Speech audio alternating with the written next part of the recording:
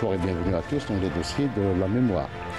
Le 20 août 1956, les principaux chefs de la révolution algérienne se réunissent en congrès dans la région d'Ifri Ouzlaïen, au niveau de la vallée de la Soumam. Ainsi, les principaux chefs de la révolution algérienne vont se retrouver pour la première fois après le déclenchement de la guerre de libération nationale le 1er novembre 1954. Cette réunion connaîtra un succès important à l'intérieur comme à l'extérieur de l'Algérie grâce au concours de deux figures emblématiques de la révolution algérienne, à savoir Abben Rban et l'Arbi ibn Mehdi, pour évoquer les tenants, les aboutissants et l'importance de cette réunion qui s'est tenue une année après l'offensive du Nord constantinois menée le 20 août 1955 par Zerout Youssef. J'ai le plaisir de recevoir M. Issa Qasmi, Moudjahid. Bonsoir et bienvenue dans les dossiers de la mémoire. Bonsoir. Et M. Bouhalfa Amazit, journaliste, scénariste, mais également chercheur en histoire. M. Bouhalfa Amazit, bienvenue dans les dossiers de la mémoire. Quand on évoque le congrès de la Soumam, tous les observateurs, les historiens, les connaisseurs donc, de la guerre de libération nationale, M. Issa Qasmi, disent que c'était un tournant. Après, évidemment, l'offensive du Nord constantinois. Absolument, absolument, parce que, en définitive, la révolution, ce sont des épisodes donc, qui se suivent d'une victoire à l'autre. Donc le 1er novembre, ça a été le déclenchement, l'annonce de la guerre de libération, l'annonce de la lutte armée et de la révolution. Cette annonce, évidemment, s'est faite à travers l'appel du 1er novembre. Cet appel, disons que c'est un appel qui était bref. Donc, il annonce que le peuple algérien, les représentants, la nouvelle génération de jeunes révolutionnaires, nationalistes, ont décidé, cette fois-ci, pour tout le territoire national, de déclencher la lutte armée, tant attendue, que préparaient les gens de l'os depuis 1947. Et ensuite, la deuxième étape, cruciale également, comme événement marquant, après le 1er novembre, c'est le 20 août 1955. C'est là où la révolution a pris son caractère de révolution populaire. C'est l'implication des populations et Zerout Youssef, quand il a décidé avec ses compagnons de lancer le soulèvement du 20 août et les attaques du 20 août, il savait ce qu'il faisait. Il savait ce qu'il faisait en disant, maintenant nous le savons, qu'est-ce qu'il avait dit? Il avait dit que si on continuait dans cette politique d'attente pour que le peuple épouse la révolution, il faudrait que nous, on mette la révolution, comme avait conseillé, avait dit Ben Mehdi, mettez la révolution entre les mains du peuple, il s'en emparera. Donc, après le 20 août 55, le 20 août 55, évidemment, beaucoup d'encre a coulé sur les événements, plutôt les soulèvements où le peuple de toute la région du Nord constantinois s'est jeté à l'eau, s'est jeté dans le combat. Bon, les résultats, on en parlera tout à l'heure si vous voulez, mais après, il y a eu quand même une situation d'attente qui est due au fait que l'ensemble des responsables qui se sont séparés le 23 octobre 1954 à Reis Hamilou, chacun a rejoint sa zone, et puis ensuite le manque de liaison, les taux de l'armée française qui s'est renforcé dans toutes les régions, et ensuite beaucoup de responsables de la révolution ont été arrêtés, sont morts au combat, des douches morales, le premier, Ben Abdelmalek Ramadan, qui est mort au mois de novembre.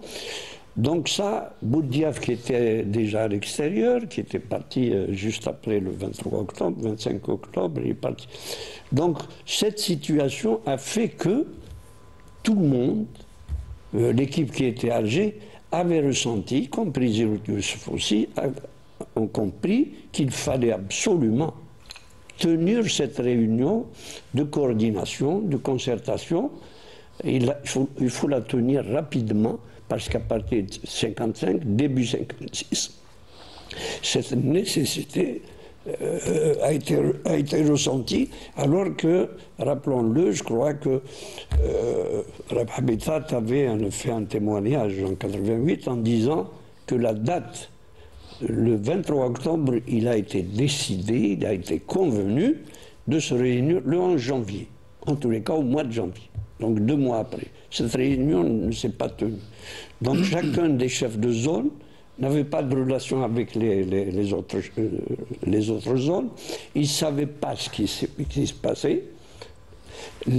Donc tout le monde, je dirais que naviguait presque à vue. Il n'y avait pas de boussole. Donc cette nécessité s'est faite ressentir, et c'est pour cela que à partir d'Alger, Ben Ramadan, Ben Mehdi, parce qu'Ben Ramadan, rappelons-le, est arrivé le 7 mars 55 à Alger, suivi de Ben Mehdi qui était arrivé au début du mois de mai, venant du Caire. Oui. Et là, la réflexion donc s'est approfondie, la décision a été prise d'entamer les préparatifs de ce congrès. Donc une rencontre nécessaire qui a été dictée par l'impératif de la révolution à l'époque, parce qu'en 56, c'est tout le monde qui disait déjà que l'année 56 était l'année de l'ALN. Oui, effectivement. Je crois que du point de vue du cadre politique global et historique global, c'est Aïssa a donné l'essentiel des éléments. Ceci étant, c'est-à-dire cette nécessité, on n'avait pas réfléchi à cela. C'est-à-dire, c'était une chose tout à fait normale, naturelle, que de se revoir 3 mois après le déclenchement. Et cette date du mois de janvier 1955, c'était 3 mois après. Or, Boudiaf est sorti, c'était lui le coordinateur, la coordination. Certains historiens avancent également. Il y a une chose qui est très importante, qui est pourquoi l'émergence au niveau de la direction de Ben Mehdi, Boudiaf aurait demandé à Ben Mehdi d'assurer l'intérim, c'est-à-dire l'essentiel de cette coordination. D'où son voyage au Caire, d'où un certain nombre de choses qui se sont passées qu'on ne comprenait pas très facilement. Des historiens, tant nationaux qu'étrangers, avancent cette idée. C'est pas une idée, cette information. Je ne saurais vous dire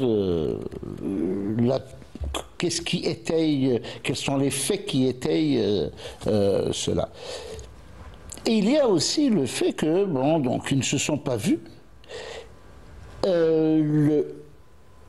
L'essentiel des actes historiques de l'époque se passait dans les Aurès. Les Aurès qui étaient une zone, bon, c'est le berceau perpétuel de la révolte dans le pays, c'est connu, bon, la topographie, la structure sociale, la présence du colonialisme, etc. Il y a 1001 raisons pour expliquer pourquoi est-ce que les choses se passaient essentiellement là-bas. Le soulèvement du 20 août, qui s'était déroulé effectivement à la demande de Ben Boulaïd, qui voulait diminuer la pression sur les Aurès, et plusieurs témoignages attestent de cela. Mais ce manque de coordination dont parlait M. Kasmi tout à l'heure était voyant. Il n'y avait pas de relation entre les différentes régions. La seule information qu'ils avaient, c'était l'information que donnaient les radios et les médias colonialistes. Oui, il y a un accrochage, on a tué tant de Félaga à Tiaret. Donc, ils se disaient, ah, s'il y a à Tiaret, donc ça... La mayonnaise a pris là-bas aussi. Là-bas, ah, il y a eu à Tlemcen, il y a eu en Kabylie, il y a eu dans telle zone, telle... C'est-à-dire que c'était l'information colonialiste qui témoignait de l'embrasement. Mais pour que ce soit un embrasement national, réellement national, maintenant, il faut s'organiser, il faut organiser tout cela. Si c'est une guerre de libération, il faudrait l'organiser et en faire une révolution nationale. Parce que c'est de là qu'est né. À partir du moment où on a donné des perspectives au combat, la création d'un État démocratique et social. On a commencé à tracer ce que sera cet État. On a organisé l'armée, on a créé des grades au sein de l'armée, on a créé un parlement, le CNRA, on a créé une direction, le CCE. On a structuré cette révolution. On s'est donné des outils, un réseau extraordinaire dont on ne parle jamais suffisamment, c'est le réseau des agents de liaison. Vous envoyez une lettre, vous êtes en Wilaya 5, vous envoyez une lettre en Wilaya 2, tout seul. Il y avait un système d'information, d'échange d'informations à l'intérieur de l'armée de libération. Et la relation, le rôle des uns et des autres a été défini. Le rôle de l'armée, bien entendu, exactement, c'est ce que, en quoi il consistait, et le rôle du front, c'est-à-dire de la direction. Il ne faut pas perdre de vue que l'ALN était le bras armé du Front de libération nationale, que l'organisme qui gère, pour ainsi dire, tout cela. Il y a également une chose qui est très importante, le financement de la guerre. Le financement, c'était pas, il n'y avait pas un budget, et pourtant, il fallait organiser les cotisations, assurer l'acheminement de cet argent, l'acheminement de l'argent qui venait surtout de l'immigration, dont l'apport est considérable, Tout cela a été organisé par le Congrès. Ainsi, ce qui était une guerre et qui, sans cela, risquait de continuer comme des batailles à droite et à gauche, avec des seigneurs de la guerre de telle région, c'est doté de structures révolutionnaires, dans un but révolutionnaire, c'est détruire le système colonial. C'est-à-dire, ce n'était pas négocier avec le système colonial, c'était le détruire, l'abolir, c'est l'abolition du système colonial. Et bien entendu, ce qui a entraîné la chute de l'Empire français. Et c'est tout cela qu'a apporté le Congrès. Mais je veux revenir sur un fait qui est très très important. Très très important. L'insurrection généralisée du 20 août, l'insurrection généralisée du Nord constantinois, c'était, j'aime bien ce mot de Frantz Fanon, plus rien ne serait comme avant.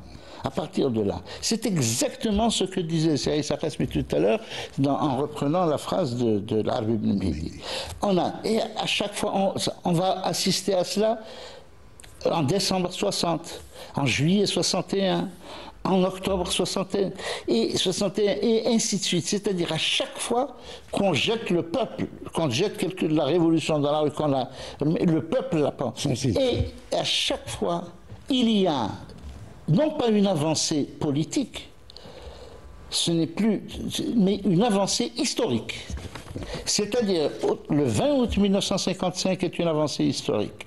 Le 20 août 56, parce que qui qui a assuré la sécurité, l'extraordinaire système de sécurité. 300 personnes réunies dans un endroit, ces 300 personnes mangent, dorment, boivent de l'eau, etc. Il faut assurer toute cette logistique et assurer la sécurité et la discrétion. Et cela, c'est encore accentué par le fait que c'était le déroulement à Ifreouzlegen, c'était le plan B. On connaît l'histoire du mulet qui s'est sauvé. Et ça c'est très... C'est le peuple aussi qui est là. C'était une révolution populaire et c'est la raison, je pense. On ne pouvait pas discuter de l'objectif de la création d'une république démocratique et sociale. Justement, M. Issa Qasmi, le congrès devait se tenir déjà en Wilaya 2. Absolument. Alors, est-ce que vous pouvez nous expliquer pourquoi la vallée de la Sourmam était donc un plan B Tout à fait. Quelques points, oui, peut-être clarifier un petit peu les tenants, comme tu avais dit, là, et les aboutissants de ce congrès. Il y a énormément de choses à dire. Oui. Effectivement, lorsqu'à partir d'Alger, la réflexion était engagée, donc il fallait préparer ce congrès. Le soulèvement du Nord constantinois était là.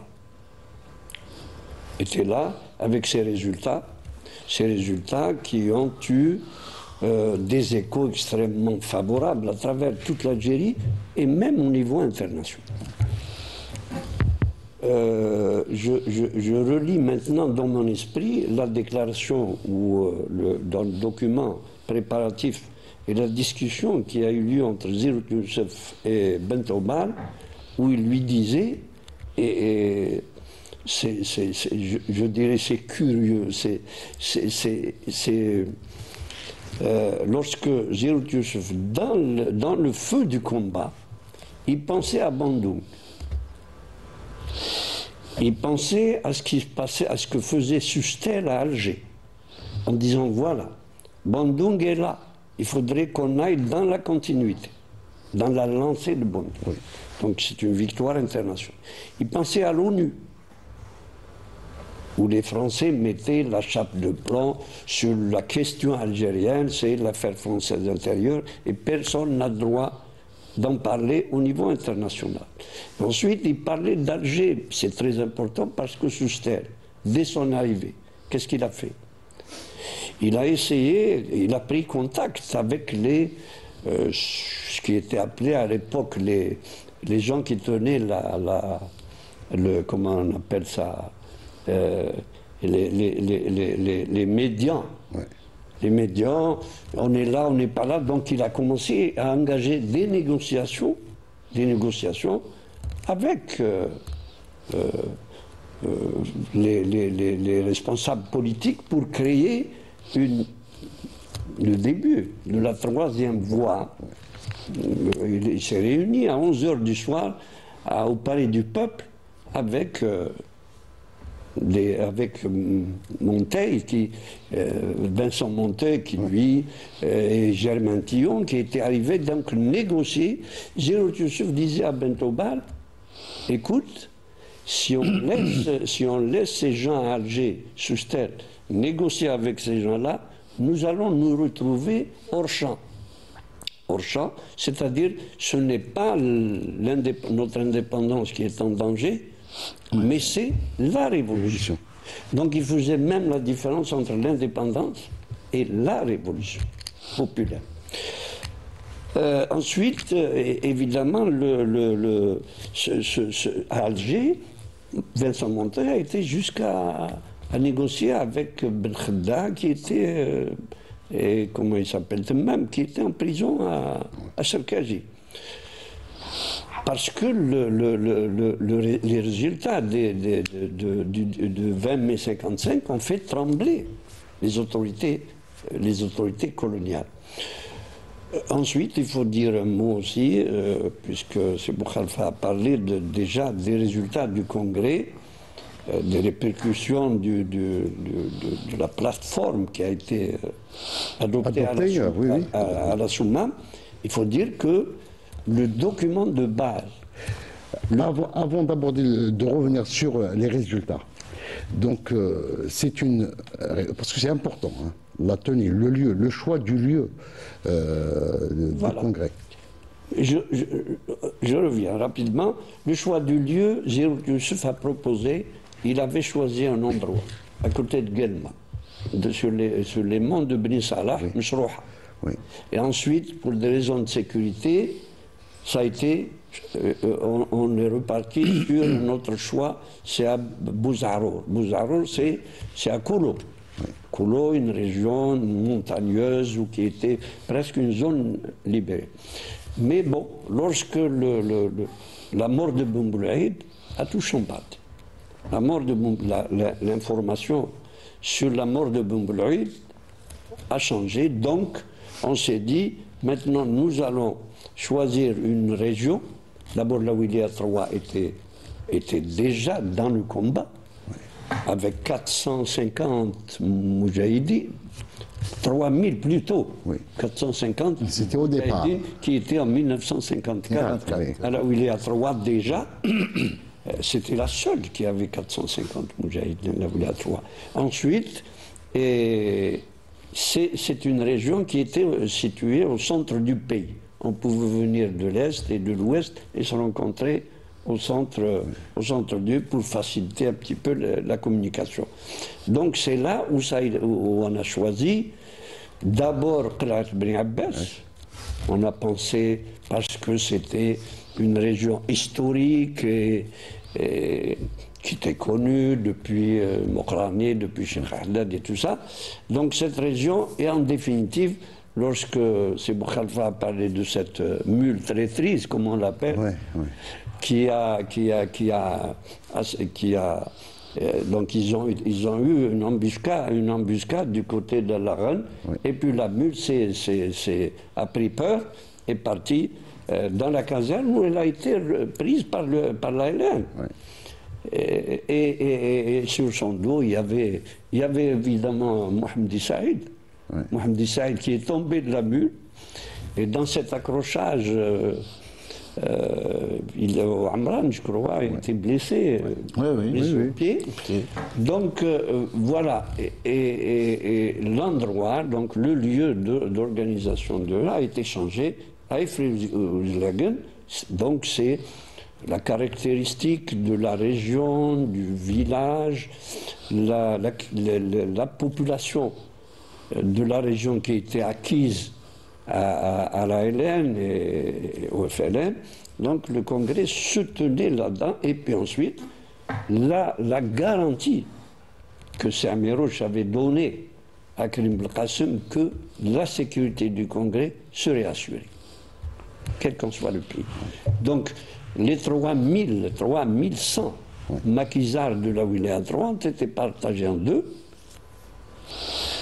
La moitié, 1500, était chargée de la sécurité des lieux de la périphérie des lieux du Congrès, et 1500 avaient pour mission de faire diversion et d'attaquer l'armée française à partir de Cap Sigli jusqu'à Bnixila, jusqu'à Porguedon, la Belle et tout cela, pour du côté d'Amizour, pour faire diversion et retenir l'armée française sur tout le territoire de la Wilaya. Et le Congrès a eu lieu malgré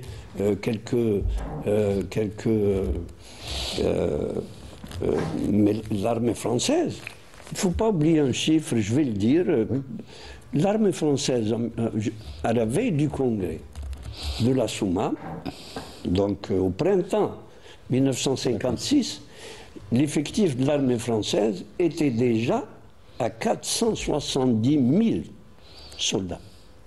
Sans compter les supplétifs, évidemment. Sans compter les supplétifs, la police et tout cela. Et voilà. Donc, je crois que cette conjoncture a rendu cette réunion urgente.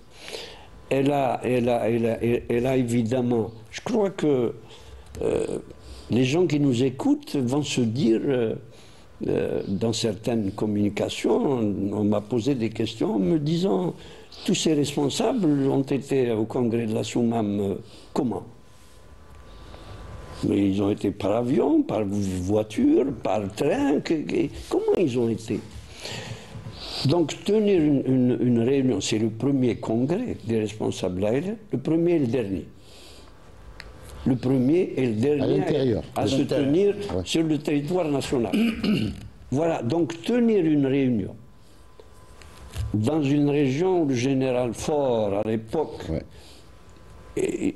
toute la région était encerclée, était mise sous surveillance. Comment tenir cette réunion? Toute la population était mobilisée, les hommes, les femmes, les adolescents, surveillés. Le secret n'est pas sorti.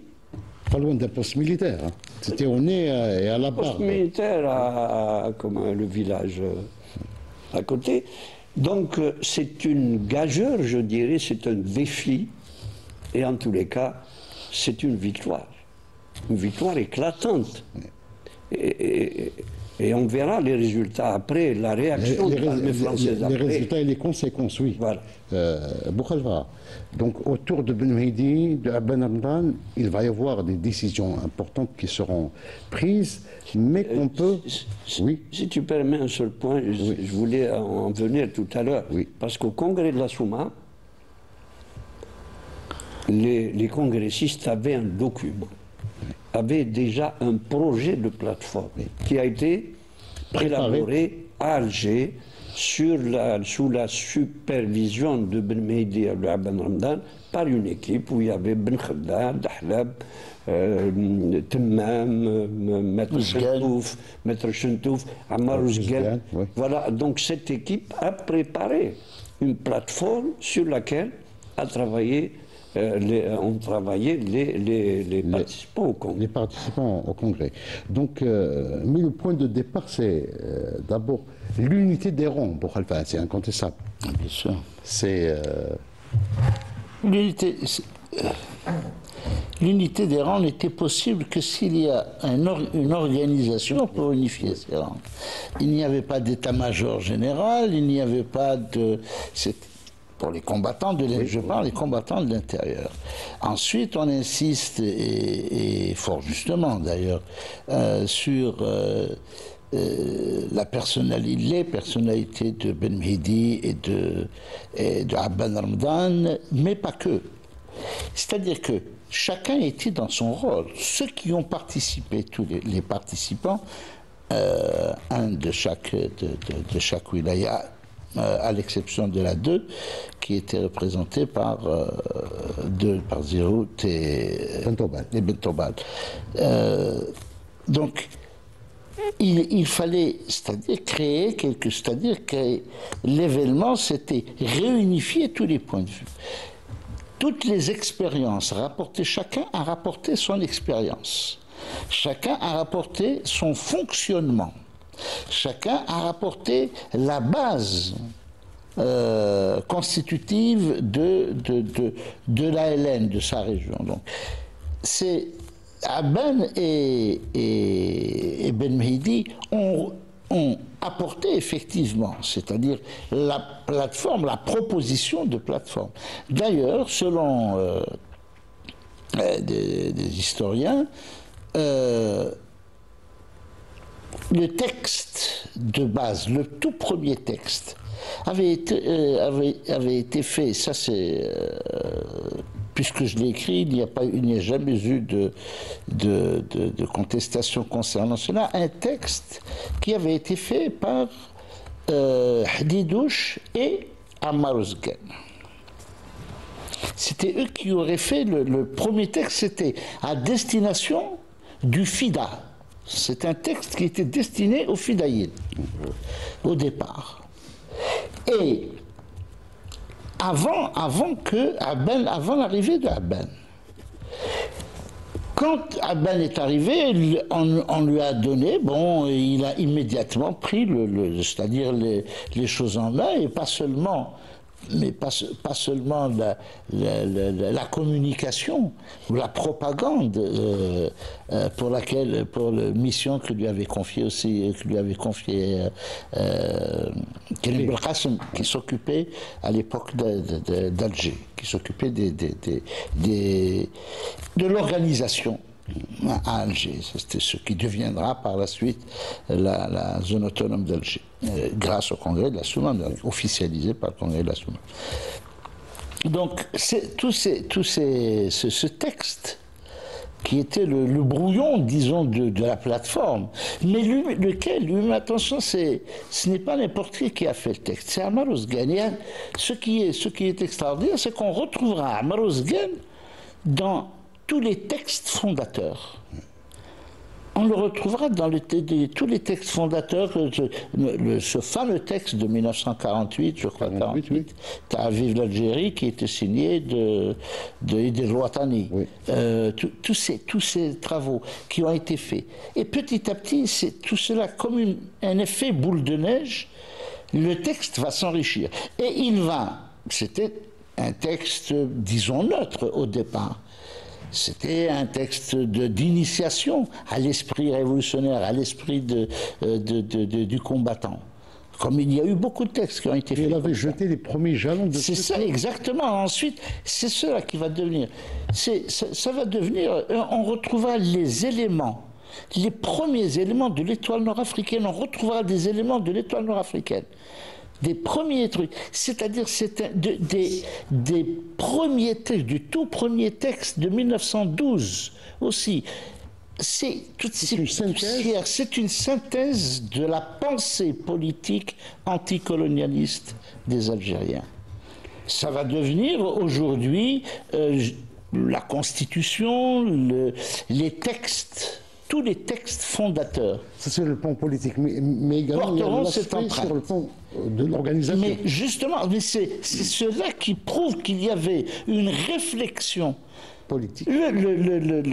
La plateforme de la Soumane, c'est un texte qui organise toute la révolution, qui résume pratiquement jusqu'à 1962 ce qui va se passer, sans les dates bien sûr, mais cette pensée politique, c'est en cela que c'est fondateur.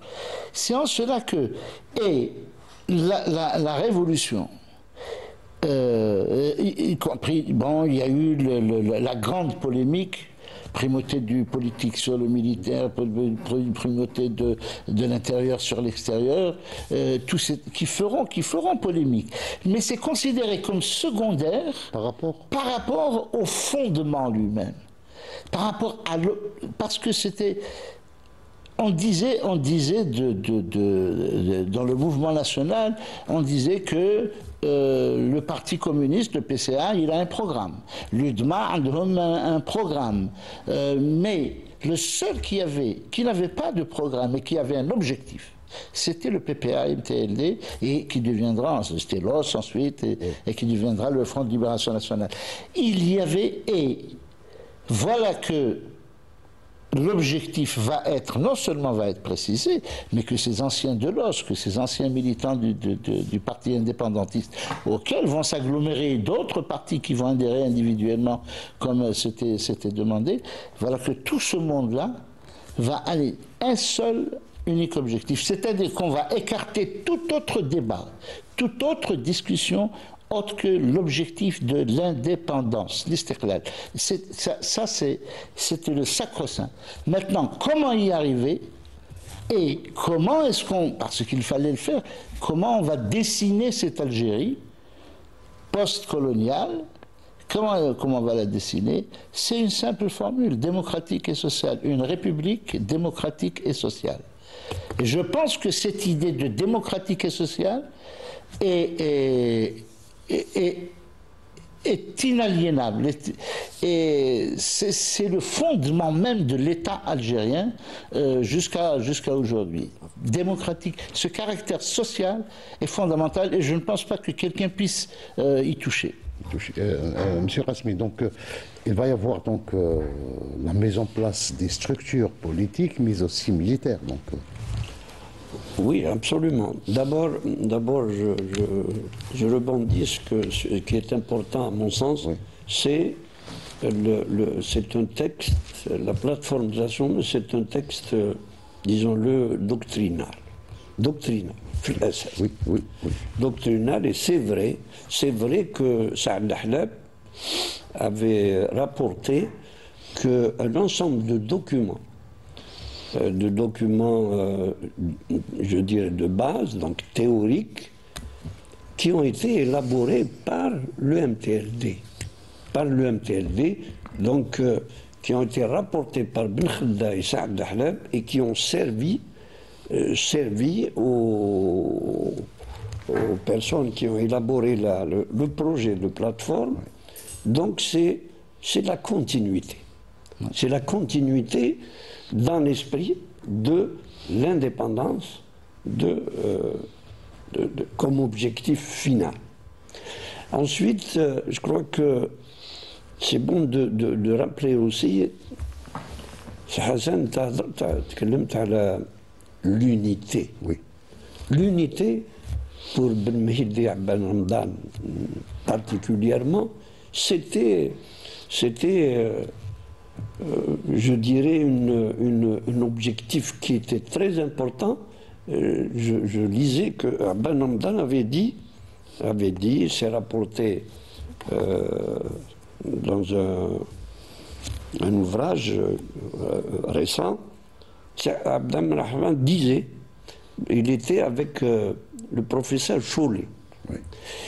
Il corrigeait chez lui, à Diyar al-Mahsour, il corrigeait une partie du projet qui avait été préparé. Il a fini, seul, la nuit. Il a dit, moi, Ben Khedda, Saad Lahlab, Farhat Abbas, tout cela, pour moi, je ne veux rien laisser à la France. Je ne veux rien laisser à la France pour pouvoir les exploiter. Ces gens-là, il dit la révolution n'appartient à personne. Elle appartient au peuple. Et il faudrait qu'on fasse table rase du passé. Que chacun se défait de son passé et vienne au front, parce que le Front de libération nationale, c'est le seul front, donc qui rassemble tout le monde. Et ça, évidemment, on a mis ça sur le dos pour consolider, Monsieur Cosme, donc pour consolider ce front, la notion de front, il fallait donc des institutions, des structures plutôt politiques et surtout la réorganisation militaire également. Voilà, ça c'est important. En relisant la plateforme de la Soumam, tous les chapitres, le procès verbal est détaillé. Prendre dans les détails, voilà quels sont les objectifs politiques, les objectifs au niveau international, donc internationaliser la cause algérienne, internationaliser, donc travailler déjà au niveau après Bandung et après à l'ONU, et ensuite, parce qu'il faut le dire, revenir en arrière à partir de 55, 56, l'ALN, ce ne sont pas des unités, une armée organisée, ce sont des groupes de militants qui ont pris les armes et qui sont soutenus par le peuple, et encore en disant le peuple, il faut dire que jusqu'à 56, jusqu'au congrès de la Soumam, même le peuple, disons le peuple dans sa composante, en dehors des campagnes, dans les villes, il y a quand même de l'hésitation par rapport au peuple. Et ensuite, en plus de l'hésitation, l'armée française recrutait de l'autre côté, mettait les bouchées doubles pour essayer d'attirer les collaborateurs vers elle, et ils ont commencé à créer les SAS, à créer donc cette politique que les Français appelaient pacification. Donc, le congrès de la Soumam organise, indépendamment de l'aspect politique, qui est très important, organise l'ALN. Organise non seulement l'ALN, unité, les sections, les grades, les tenues, les promotions, les sanctions, la discipline. Donc tous ces chapitres ont été traités dans le détail. Et ensuite, la relation entre l'ALN et le peuple. Et ça, c'est très important. Donc les assemblées du peuple, les assemblées du peuple qui sont très importantes dans chaque village, organiser l'organisation, mettre en œuvre l'organisation civile du FLN, l'organisation civile, le monde d'Amal Medaniya. Cela veut dire voilà, tous ces ressorts, tous ces structures qui vont être installées avec les fidéines, avec notamment les mousbilines. Donc nous avons 3 branches de l'ALN. C'est ceux qui combattent les armes à la main et en tenue. Ils sont intégrés dans les sections, les grades et tout cela. Ensuite, les mousbilines. C'est la même chose aussi. Donc organisés en groupe avec les chefs. Les fidéines, ils sont entre les deux. L'organisation dans les villes importantes. Donc tout cela a été mis en place à partir du congrès de la Soumam. Avec la création du CNRA, du CCE. Et ensuite, évidemment, la création du CNRA, qui représentera, donc qui constituera l'Assemblée. L'Assemblée où se discuteront l'ensemble des questions, l'avenir de la Révolution. Et le CNRA avait un organe exécutif. Un organe exécutif, c'est le CE. Le CCE, pardon. CCE, voilà. Le CCE, donc c'est le comité exécutif qui sera chargé de mettre en œuvre la politique du cette politique qui a été adoptée dans le cadre de cette plateforme. Ce CCE qui est un organe de décision collectif, donc il n'y avait pas de chef. Ouais. Et je crois qu'il faut le dire, la révolution algérienne est peut-être l'une des révolutions les plus importantes qui n'a pas eu de leader, de chef, parce que le zaïmisme, comme on dit, le leadership de Messali était dans la tête de tous les militants. Donc on se refusait à avoir un leader qui va encore...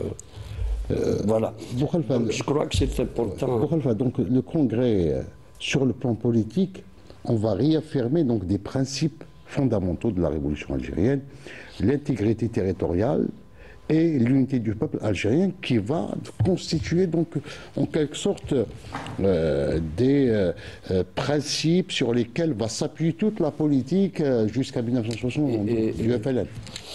Juste, oui. L'intégrité, l'unité du peuple, l'indépendance de la révolution algérienne. C'est important et c'est dit noir sur blanc. Nous ne sommes ni avec l'Est, ni avec l'Ouest, ni avec... y compris le Caire. Le Caire. Les points c'est ce qui avait été défini par l'appel... le 1er novembre déjà. Oui. Déjà, c'est ce que... Ça, c'est la constante dans la relation, c'est-à-dire c'est le principe dans toute relation diplomatique avec l'ennemi, avec la France. C'est intégrité territoriale, unité du peuple, le FLN seul et unique représentant du peuple algérien, et un autre élément, c'est négociation, cessez-le-feu, et non cessez-le-feu, négociation. Ça. Négociation, cessez-le-feu, c'est le principe de l'émir Abdelkader déjà. Oui. Il avait négocié avant d'arrêter le combat. Ça, c'est un principe. Il savait donc... et la toute première décision politique prise par le CCE, ça a été la grève des 8 jours. Parce que le CCE voulait affirmer l'autorité du Front de Libération Nationale, c'est-à-dire comme seul et unique représentant, ça aux yeux urbi et orbi, aux yeux de la communauté internationale et au pays. Affirmer cette autorité. Il demande une grève de 8 jours. Au départ, c'était 1 mois. 1 mois, oui. Mais ensuite, 8 jours. C'est très important. Pourquoi tout ça? Nous n'avons pas suffisamment, à mon avis, nous n'avons pas suffisamment étudié cette décision. Pourquoi on veut immédiatement impliquer le peuple? Rappeler que c'est une révolution populaire, impliquer le peuple, c'est-à-dire il va faire grève. Certains historiens, et non des moindres, et d'une façon générale, on insiste sur la bataille d'Alger, sur les opérations des Fédayines, sur la répression, etc. Mais cela est montré d'une façon à démontrer que la France avait pour ennemi non pas le peuple algérien, c'est le FLN. Le langage qu'on tient aujourd'hui concernant le Hamas est exactement, c'est la même chose. Oui, c'est l'éradication du FLN. Quand on a tué, on a fait disparaître près de 4000 personnes, on a tué 3500, on a embastillé, on a créé des camps, et des camps immenses pour mettre les prisonniers politiques, et il y en a, c'était à travers tout le pays, et uniquement tout cela, c'était pour liquider le FLN. C'est-à-dire que ce qu'on appelle aujourd'hui dommages collatéraux, c'est exactement ce qui se passe. On raconte, c'est exactement les mêmes choses. Ce sont les mêmes arguments. Le colonialisme ne se renouvelle pas, parce que il est un, et ses effets sont un, et les mêmes causes engendrent les mêmes effets. Et c'est ça qui... Et cette grève des 8 jours a affirmé, a réaffirmé à qui voulait, à qui en doutait, l'autorité du FLN, c'est lui qui mène la révolution. C'est lui qui mène aussi, c'est lui qui guide le peuple algérien dans son combat. Et c'est vrai qu'il y a eu que du point de vue, si on considère ça du point de vue strictement militaire et stratégique, c'est vrai que l'organisation des Fédayines à Alger a été détricotée, c'est vrai. Mais seulement quand on voit les implications à court, à moyen et à long terme, parce que l'écho de cette grève, on le retrouvera en décembre 60. On retrouverait exactement le même écho. En 1960, on a voulu créer un faux débat. Oui, est-ce que c'est le FLN, est-ce que c'est pas le FLN, comment ça a été fait, etc. Non. Même si ce n'est pas le FLN qui a déclenché, il a pris immédiatement après, il a pris en charge les manifestations. Rien ne pouvait se passer jusqu'à 1962. Rien ne pouvait se passer sans le FLN, ce FLN dont l'autorité a été affirmée au Congrès de la Soumane. Dont l'autorité, et c'était un des points de rupture. Il ne pouvait pas y avoir une table ronde pour les négociations. C'était impossible. Il fallait, et le négociateur principal, bien entendu, et tous les négociateurs sont issus du FLN. Tous issus du FLN. Au Rocher-Noir, il y avait des militants du FLN. C'est-à-dire qu'il n'y a pas d'autres interlocuteurs. Et ça, c'est très important. Ça, c'était très important parce que c'est cela qui a amené les manifestations de juillet 61 contre la partition. Le FLN a mis le peuple dans la rue. le peuple dans la rue pour manifester contre la partition. Et c'est une manifestation très importante, c'est une journée très importante qui n'est pas suffisamment étudiée par notre histoire. Oui. Le succès de ce congrès, du congrès, n'a pas été sans conséquence sur, notamment sur le peuple, M. Qasmi. Absolument. Je crois que je reviens juste pour appuyer ce qu'avait dit Seyed Boukhalifa, que l'enjeu, c'était le peuple. L'enjeu, c'était le peuple. Dans toutes les décisions que prenait, pourquoi c'est le peuple? Parce que en face, l'armée française, les politiques français, le gouvernement français, il le disait à corps et à cri en disant que le peuple algérien, dans toute sa est avec la France. Donc il fallait, la grève des 8 jours est une action pour démontrer encore une fois comme l'a fait le 20 août 55, pour dire que le peuple est là.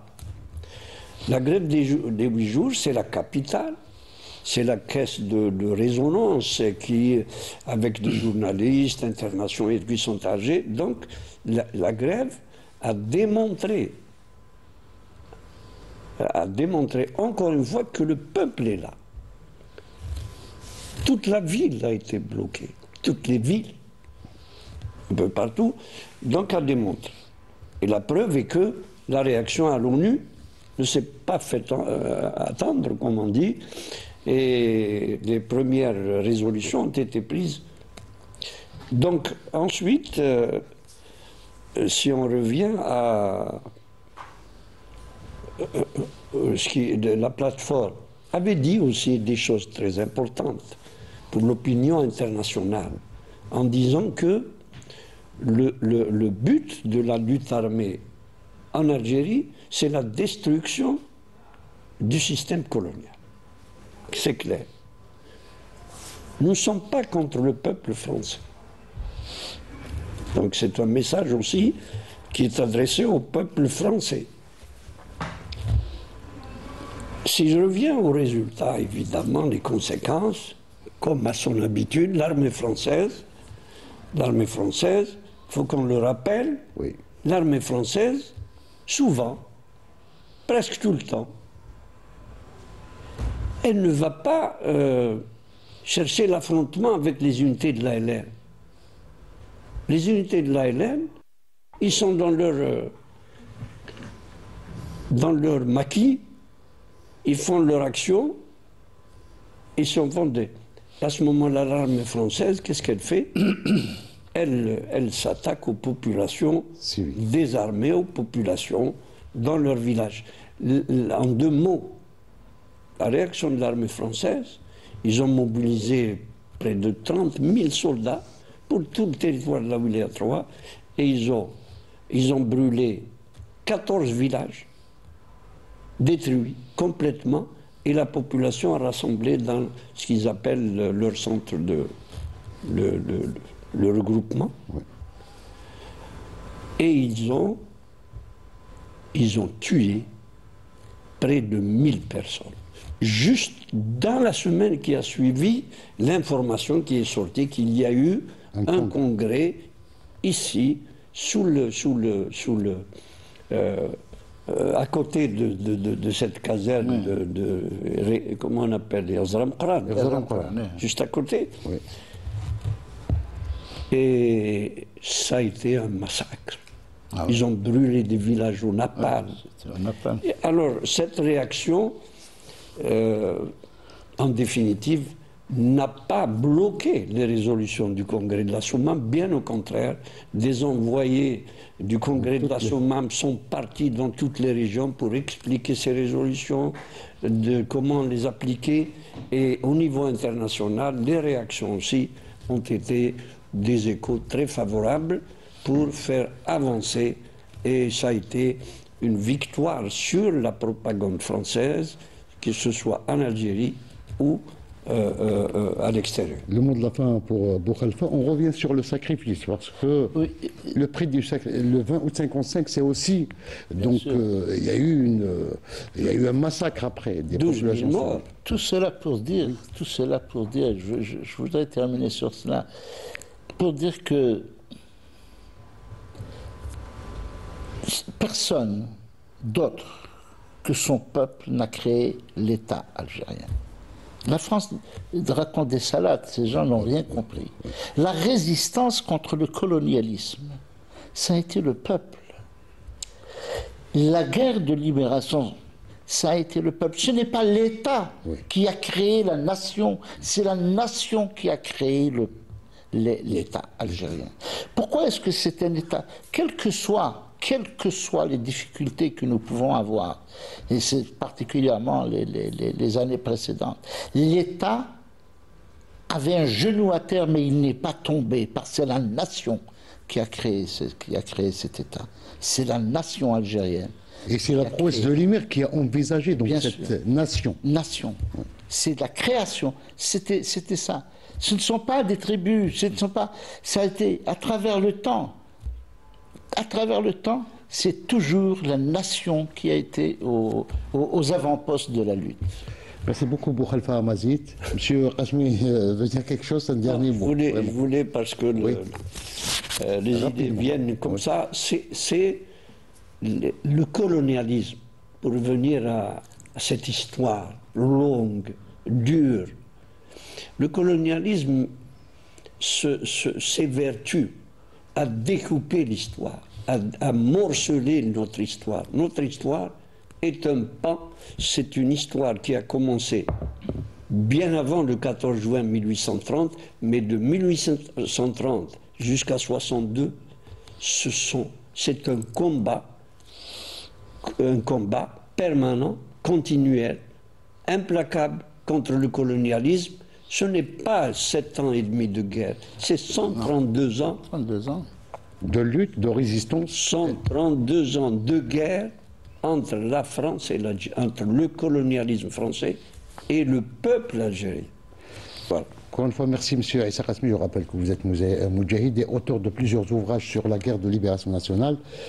Je remercie également M. Boukhalifa Amazit, scénariste, journaliste et chroniqueur spécialisé en histoire, mais aussi dans les questions géopolitiques. Je tiens à remercier l'équipe technique du Studio 2 qui m'a aidé à préparer cette émission, notamment Abdelkrim Bougara, le réalisateur de cette émission. Excellente soirée et à bientôt.